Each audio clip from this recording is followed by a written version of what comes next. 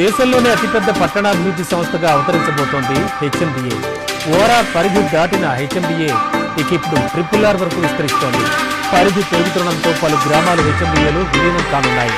ఈ పరిణామంతో దేశంలోనే అతిపెద్ద నగరాభివృద్ధి సంస్థగా హెచ్ఎండిఏ రికార్డు క్రియేట్ చేయనుంది.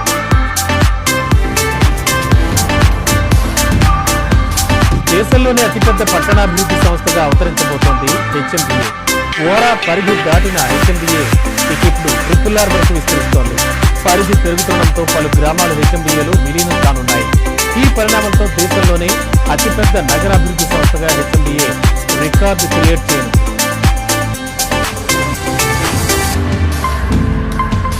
దేశంలోనే అతిపెద్ద పట్టణాభివృద్ధి సంస్థగా అవతరించబోతోంది హెచ్ఎండిఏ.